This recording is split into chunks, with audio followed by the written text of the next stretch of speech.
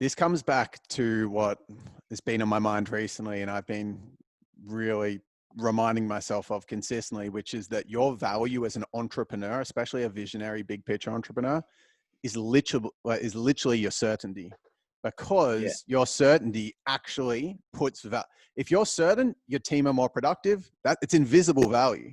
You're yeah, certain your team are productive, more gets done, more tangible money gets made, more value gets created. If you're yeah, certain when you're looking for investors, you will get the investors. If you're not, yeah, you won't. So you're like yeah, willing something to life just yeah, with your ability, even if you don't feel 100% certain. You're convincing yourself you're certain, and you just charge forward, like just run forward and just have that certainty. And it is literally value. yeah. Yeah, and then, as you say, it creates the results, which then fuels your certainty, which creates the results, which then fuels your certainty. And so it's an Mm. upward spiral. And it's the same with uncertainty and self-doubt in a way. It can produce mediocre results or poor results, which then, oh, I knew I was never going to be good at it. And so you produce more mediocre results. And you see, I told you so. And you can get into a downward spiral. And so, yeah, I do agree. One's main asset in business is often certainty.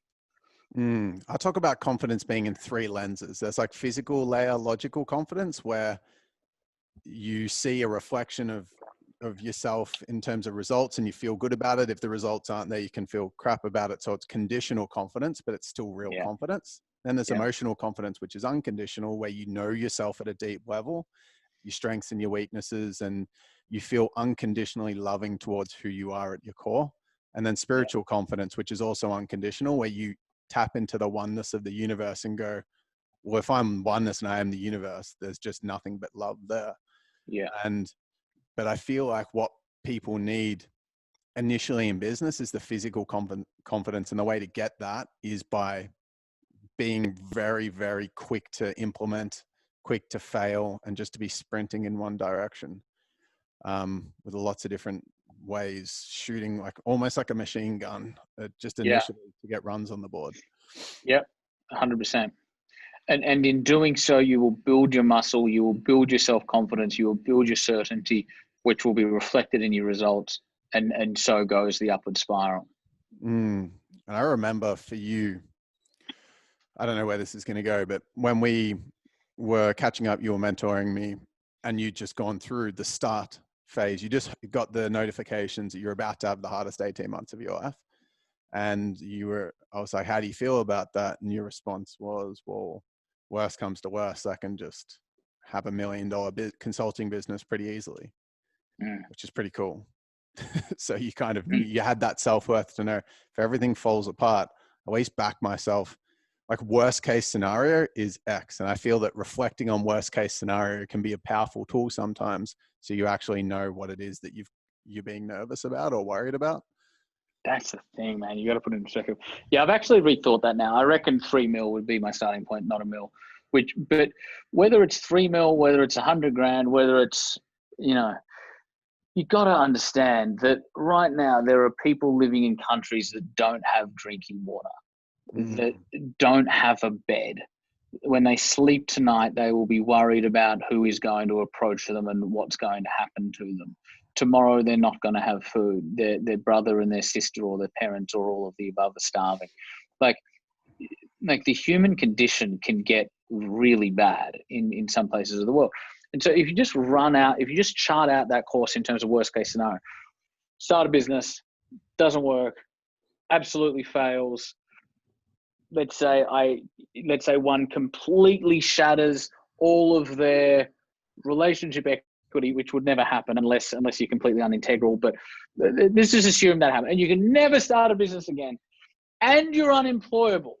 Worst case, in this country of Australia, we have more welfare per capita than any other fucking country in the world, right? Worst case scenario is, and again, I'm not proposing this as a aspirational path to go down. We're talking worst case scenario. Is you go and you get welfare for a bit, you end up finding a job or you create another business down the track, and you build again. But if the like what I'm trying to say is the absolute worst case scenario in Australia is that you are on welfare.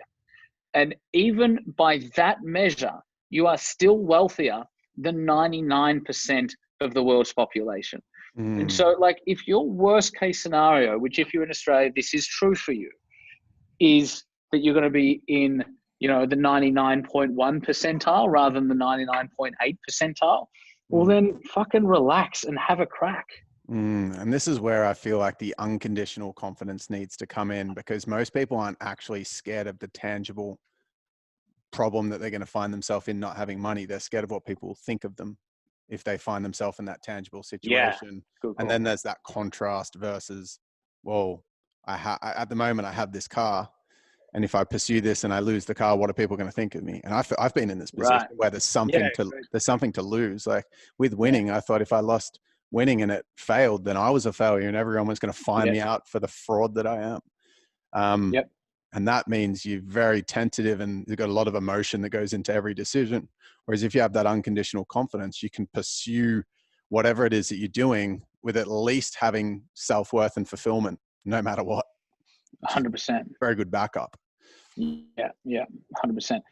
Yeah, I was talking to a good friend of mine, Sarah Riegelhuth, recently, and she's an incredibly successful entrepreneur. Has moved to Colorado. She's a legend. I really like her. She is an absolute legend. Like, just particularly, you know, I don't want to tell Sarah's story because I might mistell it, but, you know, going back 10 years or whatever, Sarah was quite a corporate person, and she started a financial advisory firm and did that in quite a corporate.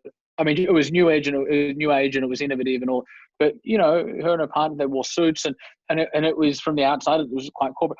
And she's gone from that to being to living such a free and uplifting lifestyle and doing all sorts of deep work on herself. And she's like a spiritual gangster.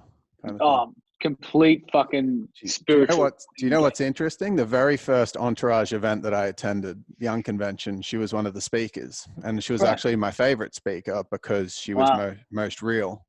There you go. I don't even think you were speaking then, by the way. So if you were, maybe you would have been my favorite. But yeah, she was super real. She had been running wealth enhancers for 2 years or a year or something like that, and was going hell for leather at it. But you got to have unconditional confidence to be able to pursue something like that, like the spiritual path. Totally.